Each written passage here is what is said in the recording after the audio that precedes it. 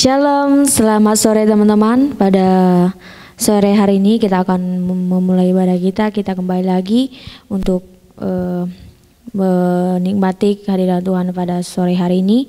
Kita akan memuji dan menyembahnya. Sebelumnya mari kita berdoa. Kita berdoa. Tuhan Yesus, terima kasih atas berkat-Mu pada sore hari ini Tuhan. Kami kembali lagi untuk memuji dan menyembah Engkau. Kiranya Engkau berkatilah kami. Kiranya Engkau berkatilah ibadah kami Tuhan dari awal, pertengahan hingga pada akhirnya. Biarlah Roh Kudus turun ke atas kami, urapilah kami, biarlah kami ini Tuhan bisa berubah harum kepada Engkau Tuhan. Tuhan, kami siap untuk memuji dan menyembah Engkau. Dalam nama Yesus Kristus kami telah berdoa dan bersyukur. Haleluya. Amin.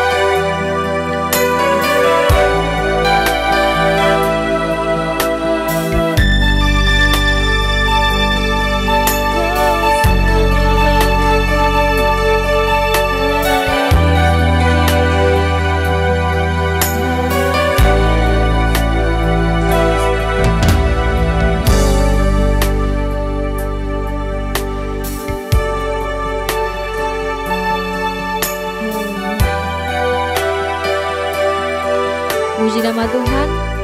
Tiba saatnya kita akan memuji nama Tuhan dan menyembah Tuhan. Kita akan memuji dan muliakan nama Tuhan. Kita pujian meskipun musuh di depan kita.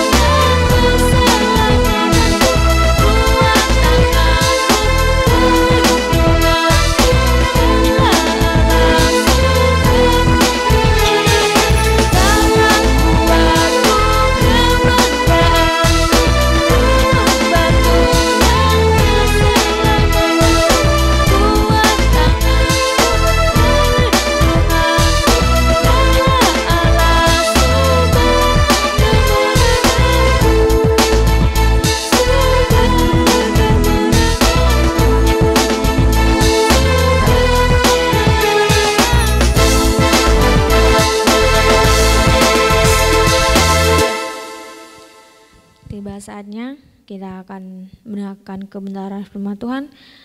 Kita siapkan hati kita, kita akan mendengarkan firman Tuhan. Kita pujian, Ku ada sebagaimana Ku ada.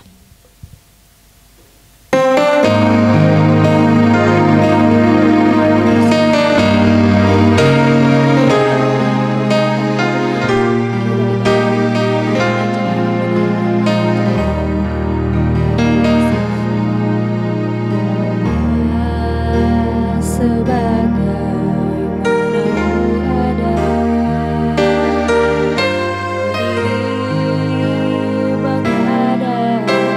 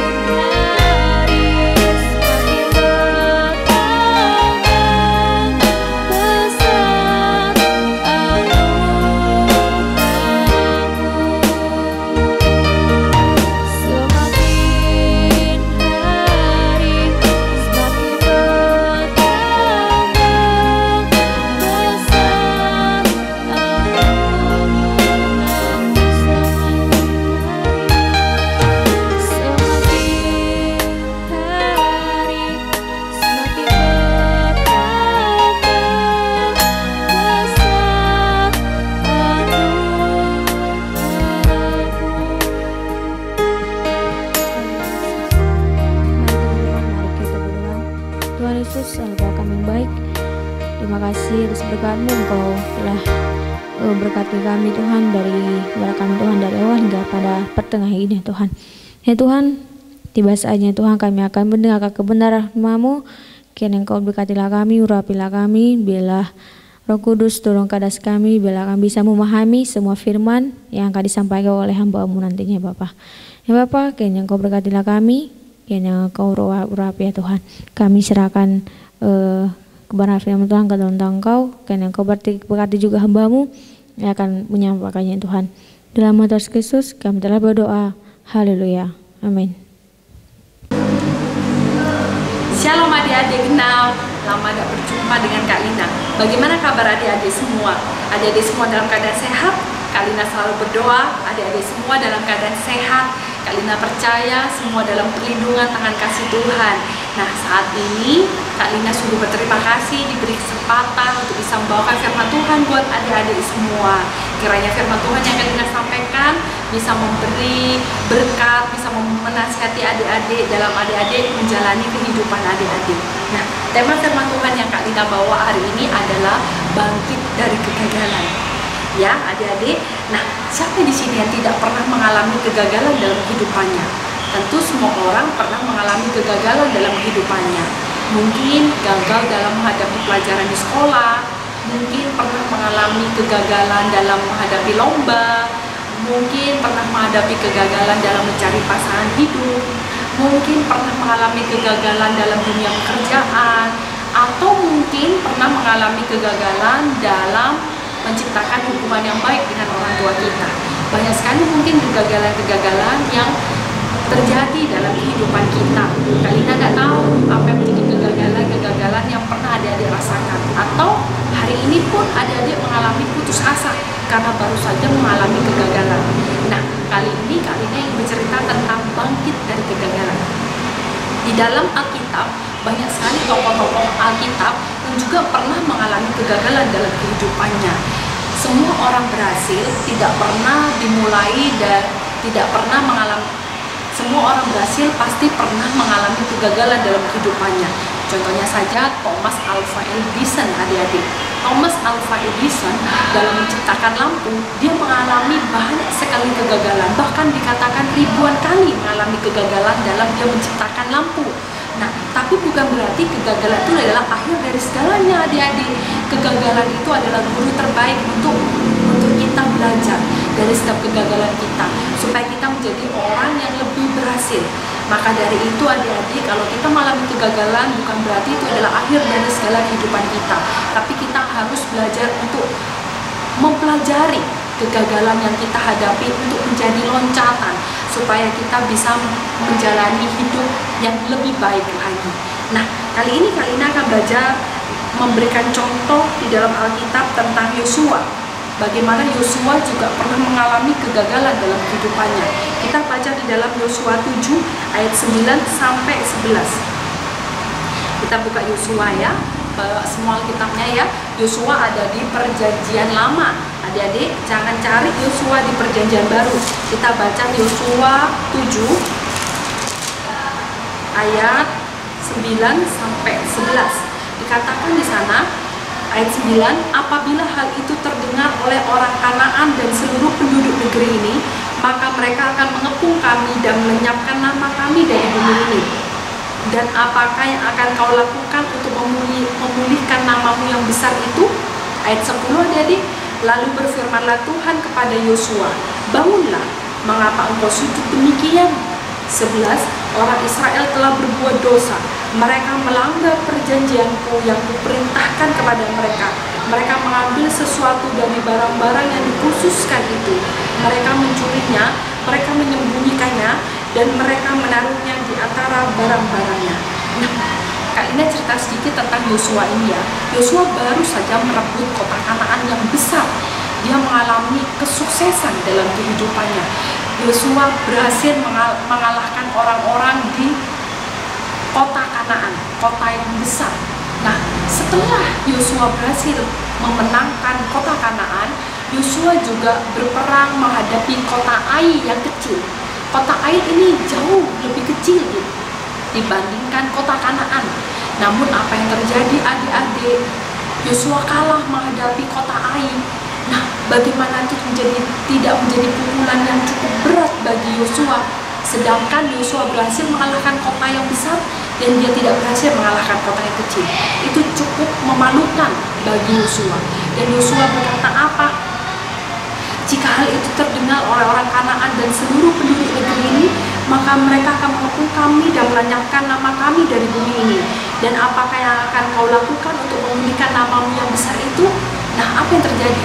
Kalau kita mengalami kegagalan dalam kehidupan kita, seringkali apa yang kita lakukan? Kita suka mengasihani diri kita sendiri. Mungkin kita berpikir, ya inilah aku memang orang yang tidak berguna. Mungkin seringkali kita berpikir, inilah aku memang gak bisa apa-apa, aku memang bodoh, aku memang gak bisa apa-apa, aku berbeda dengan si A, aku berbeda dengan si B, ya dia pintar, aku bodoh, ya dia kaya, aku miskin, ya memang dia bisa segalanya, dia punya banyak talenta, sedangkan aku gak punya talenta sama sekali. Mungkin kita berpikir, wah aku memang seperti ini, aku memang orang yang memang tidak berhasil, aku memang orang yang tidak berguna. Mungkin seringkali kita mengasihani diri kita sendiri. Mungkin kita berpikir, apes memang aku ini, aku bukan orang yang hoki, mungkin aku bukan orang yang beruntung. Nah, seringkali kita mengasihani diri kita sendiri. Kita merasa, apalah, kita berputus asa untuk menjalani kehidupan ini. Kita merasa tidak ada jalan keluar lagi dari permasalahan kita. Kita mengasihani diri kita sendiri. Kita merasa, aku tidak bisa apa-apa. Atau mungkin kita seringkali menyalahkan orang lain dari kegagalan kita. Salah dia sih, kenapa dia seperti itu sehingga aku gagal. Kita tidak menyadari mengapa aku bisa gagal. Kita tidak koreksi diri, kenapa aku mengalami kegagalan. Tidak, tapi kita banyak mengasihani diri kita sendiri. Kita banyak menyalahkan orang lain. Kita tidak mau mempelajari mengapa kita mengalami kegagalan dalam kehidupan kita. Nah, adik-adik, seringkali kita seperti itu, adik-adik. Nah, lihat. Lalu berfirmanlah Tuhan kepada Yosua, bangunlah, mengapa kau sujud demikian? Apakah Tuhan kita bukanlah Tuhan yang peduli tentang kehidupan kita? Tuhan kita sangat memperdulikan kita. Tuhan kita sangat mengasihi kita. Tuhan kita sangat peduli. Dia mau tahu tentang kehidupan kita. Tuhan kita bukan Tuhan yang cuek, yang tidak mau peduli terhadap kehidupan kita, tapi Tuhan kita Tuhan yang penuh dengan kasih. Tuhan kita mengasihi kita, Tuhan kita menyayangi kita. Tuhan Yesus itu peduli terhadap kita. Dia ingin adik-adik berubah. Dia ingin adik-adik berhasil dalam menghadapi kehidupan adik-adik. Nah, jika adik-adik mungkin mengalami kekhawatiran, bagaimana ya dengan masa depanku nanti, dengan keadaan COVID, pandemi seperti ini, bagaimana aku menghadapi masa depanku, bagaimana aku melangkah kehidupanku. Mungkin kita bisa melihat banyak sekali ya kekacauan dalam dunia ini. Tapi percayalah adik-adik, kegagalan yang kita hadapi saat ini itu adalah loncatan untuk membuat kita lebih berhasil. Kita harus belajar, mempelajari apa yang menjadi kegagalan dalam kehidupan kita, untuk kita berubah menjadi pribadi yang lebih baik lagi. Bukan berkompromi dengan dosa, tapi kita harus tetap menjalankan kebenaran yang sudah Tuhan tetapkan kepada kita, untuk kita bisa menjalani kehidupan kita. Nah, adik-adik, siapa lagi tokoh di Alkitab yang pernah mengalami kegagalan dalam kehidupannya? Yang kedua, pernah Daud. Daud juga pernah mengalami kegagalan dalam kehidupannya, adik-adik. Daud pernah menulis di dalam kitabnya di Mazmur, dia berkata, sekalipun ayah dan ibuku meninggalkan aku sekalipun, tapi Tuhan tidak akan pernah meninggalkan aku. Bayangkan, saat Daud menulis kalimat itu, dia pun mengalami keterpurukan, dia pun mengalami kegagalan dalam kehidupannya, dia pun mengalami depresi dalam hidupnya, dia pun mengalami tekanan dalam hidupnya, dia pun mengalami stres dalam hidupnya, sehingga Daud menulis kata-kata seperti itu, adik-adik. Bahkan Daud pernah menulis apa? Hai jiwaku, berharaplah kepada Tuhan dan jangan lupakan kebaikannya. Nah, adik-adik, Daud pernah mengalami kegagalan dalam kehidupannya. Daud pernah mengalami depresi. Daud pernah mengalami stres. Daud pernah mengalami tertekan dalam kehidupannya. Daud pernah mengalami kesedihan, kekhawatiran dalam kehidupannya. Tapi apakah Daud terus hidup dalam kegagalannya itu? Tidak. Daud bangkit dari kegagalannya karena Daud percaya dia punya Tuhan yang besar, dia punya Tuhan yang hidup, dia punya Tuhan yang sanggup menolong, menyelamatkan hidupnya. Nah, siapa lagi tokoh Alkitab yang pernah mengalami kegagalan dalam kehidupannya? Abraham. Bagaimana dengan Abraham? Abraham menantikan seorang anak yang dijanjikan oleh Tuhan. Dari usianya dia yang 60, 70 tahun, 80 tahun, 90 tahun, hingga Abraham berusia 100 tahun. Barulah Abraham mendapatkan anak, yaitu Ishak, anak perjanjian yang dilahirkan oleh Sarah. Tapi selama penantiannya, apa yang dilakukan Abraham? Abraham melakukan kesalahan. Dia mengambil Hagar menjadi istrinya. Sehingga apa? Ketidaksabarannya itu membuat masalah dalam kehidupannya. Nah, Abraham pernah melakukan kesalahan. Tapi apakah Abraham terus hidup dalam kesalahannya? Tidak. Abraham bangkit dari kegagalannya. Maka dari itu Abraham disebut sebagai bapak orang beriman. Nah, bagaimana kita bisa belajar? Orang-orang di dalam tokoh-tokoh di Alkitab pun pernah mengalami kegagalan dalam kehidupannya. Pernah mengalami depresi, pernah mengalami ketakutan, pernah mengalami tertekan, pernah mengalami stres dalam hidupnya. Tapi bagaimana tokoh-tokoh di dalam Alkitab, mereka tidak mau hidup di dalam kegagalan. Mereka mau bangkit, mereka mau memiliki semangat dalam hidupnya. Dia terus memotivasi hidupnya untuk memiliki semangat dalam hidupnya. Selalu berkata kepada jiwanya, untuk apa? Untuk memiliki semangat untuk menjalani kehidupan ini, sehingga tokoh-tokoh di Alkitab boleh memiliki masa depan yang baik. Siapa lagi dalam Alkitab yang pernah mengalami kegagalan dalam hidupnya? Yaitu Sadrak, Mesak, dan Abednego. Pernah dimasukkan ke dalam dapur api yang menyala-nyala. Wow, luar biasa jadi. Sadrak, Mesak, dan Abednego pernah masuk ke dalam dapur api. Dan mereka berkata apa? Jika Tuhan yang kami sembah mau menolong kami, Dia pasti akan menolong kami. Tapi sekalipun Tuhan yang kami sembah tidak menolong kami, kami tetap tidak akan menyembah kepada patung yang raja buat. Bayangkan adik-adik, begitu Sadrak, Mesak, dan Abednego percaya bahwa Tuhan yang dia sembah pasti akan menolong hidupnya. Dia kenal betul siapa pribadi Tuhannya. Dia kenal betul siapa Tuhan yang dia sembah, siapa Tuhan yang dia percayai. Tuhan yang tidak pernah mengecewakan kita. Apakah Sadrak, Mesak, dan Abednego mati terbakar oleh api? Tidak. Sadrak, Mesak, dan Abednego ditolong oleh Tuhan, diselamatkan oleh Tuhan. Maka dari itu adik-adik, pastikan hidup adik-adik berada dalam kebenaran. Pastikan adik-adik hidup di dalam Tuhan. Barang siapa yang hidup di dalam Tuhan, hidup di dalam firman-Nya, dia akan berbuah. Seperti itu. Dan kita tidak bisa hidup jauh dari Tuhan. Maka dari itu adik-adik, kenali siapa Tuhan kita. Dekatkan diri kita kepada Tuhan. Percayakan hidup kita kepada Tuhan. Percayalah Tuhan pasti akan melindungi kita, menjaga setiap langkah hidup kita. Karena Tuhan kita adalah Tuhan yang hidup, Tuhan yang mau menolong kita, Tuhan yang peduli kepada kita, Tuhan yang menyayangi kita, Tuhan yang mengasihi kita. Dan kita hidup dalam dunia ini tidak pernah sendirian. Kita punya Tuhan. Sekalipun mungkin mata kita tidak bisa melihat Tuhan, tapi kita bisa merasakan kasih Tuhan mengalir dalam kehidupan kita, adik-adik. Nah, 5 tokoh yang sudah Kak Lina jelaskan, banyak sekali. Dani yang masuk dalam gua singa, banyak sekali tokoh-tokoh. Ayub, bagaimana sekali, banyak sekali tokoh-tokoh yang pernah mengalami kegagalan dalam kehidupannya. Tapi apa yang mereka lakukan? Mereka bangkit dari kegagalannya. Mereka percaya bahwa Tuhan yang mereka sembah sanggup menolongnya. Nah, mereka tidak mau berkompromi dengan dosa. Sekalipun mungkin, tidak apa-apa kan, aku berbuat dosa sedikit-sedikit, Tuhan pasti akan mengampuni aku kan. Tidak apa-apa kan kalau aku berbuat dosa sedikit-sedikit, Tuhan pasti akan mengampuni aku. Sekali adik-adik berbuat dosa, dosa akan menjerat kita ke dalam dosa yang lebih besar lagi. Nah, maka dari itu adik-adik, jangan kita belajar untuk mendekatkan diri kita kepada dosa. Jangan kita berkompromi dengan dosa. Sekalipun saat ini mungkin kita mengalami kegagalan dalam kehidupan kita, jangan sekali-sekali kita mencobai Tuhan dengan kita berbuat dosa. Karena dosa akan menjerat kita ke lubang yang lebih dalam. Nah, adik-adik, kita harus belajar untuk memiliki semangat dalam kehidupan kita. Mungkin adik-adik yang masih sekolah pernah mengalami kegagalan dalam pelajaran di sekolah. Mungkin adik-adik yang sudah tidak bersekolah lagi pernah mengalami kegagalan dalam dunia pekerjaan. Mungkin adik-adik pernah mengalami banyak sekali kegagalan dalam mencari pasangan hidup. Mungkin adik-adik banyak mengalami kegagalan dalam bisa menyelaraskan pikiran dengan orang tua adik-adik. Mungkin banyak sekali kegagalan-kegagalan yang adik-adik lakukan, sehingga membuat adik-adik depresi, membuat adik-adik tertekan, membuat adik-adik stres menghadapi kehidupan ini, khawatir tentang masa depan adik-adik. Bagaimana aku menjalani hidup ini? Bagaimana masa depanku? Bagaimana ini? Bagaimana itu? Mungkin banyak sekali pikiran-pikiran dalam pikiran kita. Satu yang kali ini berkata kepada adik-adik, kita punya Tuhan yang besar. Kita punya Tuhan yang hebat.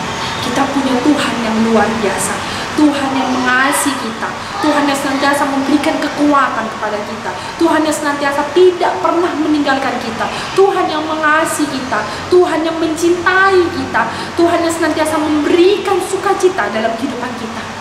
Datangi Tuhan kita, datangi, dekatkan diri kita kepada Tuhan, maka Tuhan akan menyegarkan pikiran kita, Tuhan akan memberikan ketenangan dalam jiwa kita, sehingga kita akan bisa memberikan semangat yang baru dalam kehidupan kita, dalam kita menjalani kehidupan kita.